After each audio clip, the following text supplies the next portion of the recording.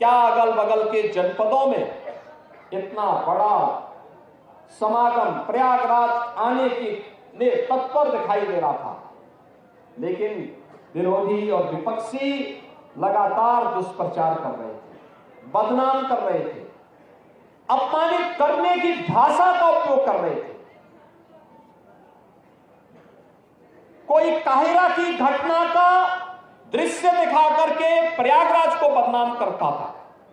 प्रयागराज में मौनी अमावस्या के दिन 28 और 29 की रात्रि को दुखद घटना घटी थी। उन सभी परिवारजनों के प्रति हमारी संवेदना है, लेकिन बहनों और भाइयों, उसकी आड़ में काहिरा की घटना को, काठमांडू की घटना को, किसी अन्य जगह की घटना को प्रयागराज से जोड़ करके बदनाम करने की साजिशें हो रही थी। मुझे लगता है कि जनता जनार्दन ने एक सिरे से उन्हें खारिज करके प्रयागराज महाकुंभ में आकर के साबित किया कि नहीं, तुम्हारे दुष्प्रचार में अब नहीं आएंगे, सनातन का ध्वजा अब कभी झुकने वाली नहीं है। और जो भी प्रयागराज आया उसने दो बातों की चर्चा जरूर की, जिसका उल्लेख आदरणीय प्रधानमंत्री जी ने अभी हाल ही में मध्य प्रदेश में अपने उद्बोधन में कहा। उन्होंने कहा था जो भी प्रयागराज आया उसने स्वच्छता की और स्वच्छता कर्मियों की सराहना की, और जो भी प्रयागराज आया वह प्रयागराज में पुलिस के व्यवहार की तारीफ की है, उसकी सराहना की है। ऐसे लगता था जैसे सबका अपना आयोजन हो, जैसे घर का किसी आयोजन में होता है ना, पूरा परिवार मिलकर के उस आयोजन को सफलता की ऊंचाई तक पहुंचाता है। ऐसे ही उत्तर प्रदेश सरकार के इन सभी विभागों में, क्या स्वच्छता कर्मी हो, क्या स्वास्थ्य कर्मी हो, क्या सिंचाई विभाग के कर्मी हो, क्या जलापूर्ति के कर्मी हो, क्या सुरक्षा कर्मी हो, क्या परिवहन विभाग के कर्मी हो, इन सभी ने इसे अपना घर का आयोजन बना करके इसको भव्यता देने का काम किया, सफलता की नई ऊंचाई तक पहुंचाने का काम किया। तब इतनी बड़ी संख्या में श्रद्धालु इस आयोजन का हिस्सा बन पाया, और इसीलिए प्रयागराज वासियों ने भी इसको अपना आयोजन मान करके जगह जगह लंगर लगाए, अभिवादन किया, अपनी स्वयं की परेशानी को भूल करके इस आयोजन का हिस्सा बने, जनप्रतिनिधिगण इस आयोजन का हिस्सा बने, और आज तक आर्थिकी का एक नया संदेश महाकुंभ प्रयागराज में दे दिया कि नहीं, आस्था है जिसके बारे में भगवान वेदव्यास ने 5000 साल पहले कहा था। उन्होंने कहा था उस समय भगवान वेदव्यास 5000 साल पहले एक ऐसे महर्षि हुए थे, त्रिकालदर्शी ऋषि हुए थे, जिन्होंने भारत के वैदिक ज्ञान की परंपरा को लिपिबद्ध करके आने वाली पीढ़ी को दिया था, एक संहिताबद्ध करने का काम किया था। भारत के अंदर वेदों को संहिताबद्ध करने का कार्य रहा हो, पुराणों और पुराणों को लिखने की शैली वर्तमान पीढ़ी को देने के लिए इसकी शुरुआत भगवान वेदव्यास ने की। तो उन्होंने एक बात कही थी, 5000 साल पहले उन्होंने कही थी कि मैं बाहें उठा करके चिल्ला चिल्ला के कह रहा हूं कि धर्म के मार्ग पर चलो, धर्म से ही अर्थ और कामनाओं की पूर्ति हो सकती है। और प्रयागराज महाकुंभ ने भगवान वेदव्यास की इस वाणी को सत्य साबित किया है। लाखों रोजगार मिले हैं।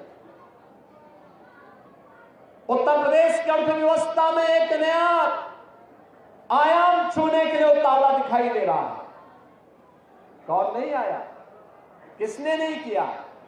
शिवालिक पार्क नगर निगम ने बनाया, जितना इन्वेस्ट किया था उससे कई गुना उसने मुनाफा कमा लिया। ऐसे ही अन्य तमाम स्थानों पर ये चीजें हमें देखने को मिली। और मुझे तो सबसे अच्छा ये लगा कि जब खन्ना जी 80 साल की उम्र में अपने को कहने लगे कि अब मैं तो 60 साल का हो गया, यानी अपनी उम्र को उन्होंने 20 वर्ष कम करके दिखाया है कि अगले कुंभ में भी वह आपके साथ यहां पे कुंभ में हिस्सेदारी बनने के लिए पूरी तत्परता के साथ काम करना चाहते हैं। बहन और भाइयों, आज जब यहां पर इस कार्यक्रम का हिस्सा बन रहे हैं, मैं आप सबसे कुछ बातें कहना चाहूंगा, और वह यह कि आयोजन, घर का आयोजन हमारा संपन्न हुआ, ये बड़ा आयोजन संपन्न हुआ। अब इस स्वच्छता को नए सिरे से प्रस्तुत करना, 66 करोड़ श्रद्धालु जहां आए हो, अभी भी आ रहे हैं, आज भी काफी बड़ी संख्या में लोग हैं। स्वच्छता का विशेष अभियान चलाना, और मैं कहूंगा आज हमने शुरुआत की है, और मैं चाहूंगा सभी माननीय जनप्रतिनिधिगण, प्रशासनिक अधिकारीगण, मेला प्राधिकरण, पुलिस अधिकारीगण, सभी लोग इस अभियान के साथ जुटे। एक एक चीज को साफ करना, मां गंगा के प्रति हमारी कृतज्ञता ज्ञापित होनी चाहिए। अविरल निर्मल गंगा बनाने के लिए सिंचाई विभाग ने जो कार्य किए, उस कार्यक्रम को अब नए सिरे से आगे बढ़ाने की आवश्यकता है। हमारी भी कोई जिम्मेदारी है। जो मां गंगा हम पे आशीर्वाद बरसा रही है, जो भगवान बेनी माधव की कृपा से इतना बड़ा आयोजन हुआ, भगवान अक्षयवट और हनुमान जी महाराज की कृपा से इतना बड़ा आयोजन संपन्न हुआ है, हमारी भी कोई जिम्मेदारी बनती है और अच्छे ढंग से। अब तक हमने श्रद्धालुओं के द्वारा कहीं पे भी गंदगी पैदा की गई थी तो उस गंदगी को हमने स्वच्छ किया है, लेकिन अब शेष सामान के समेटने की कार्रवाई चल रही है।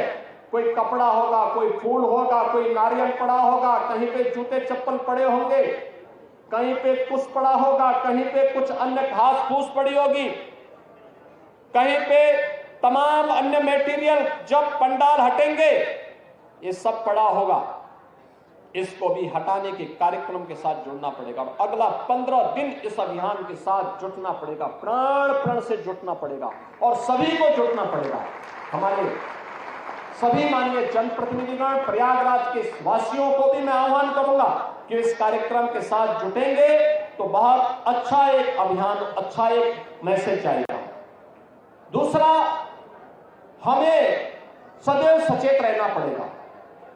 आज के इस अवसर पर जब हम लोग यहां पर आए हैं तो मैं आप सबसे 2 बातें जरूर कहूंगा।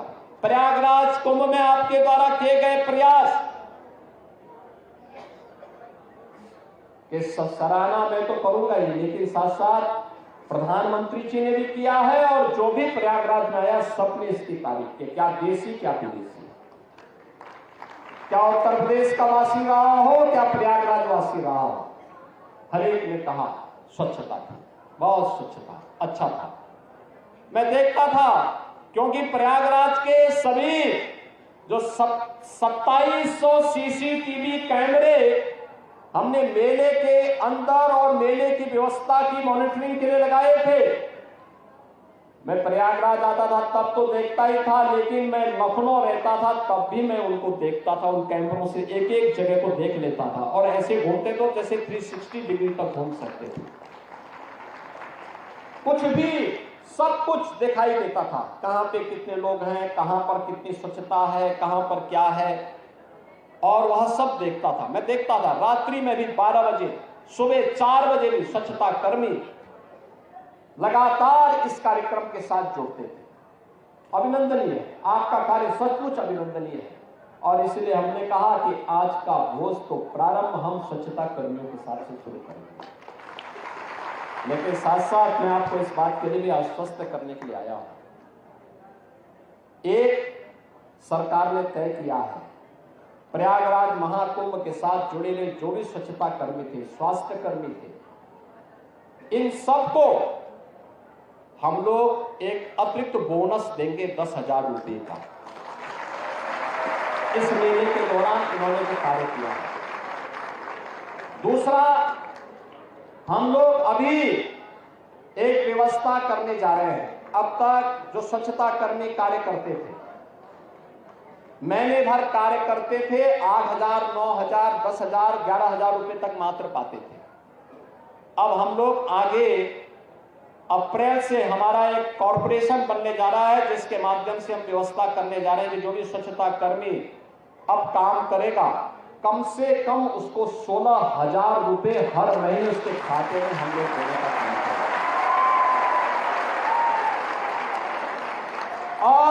मिनिमम वेजेस केवल सफाई कर्मियों को ही नहीं,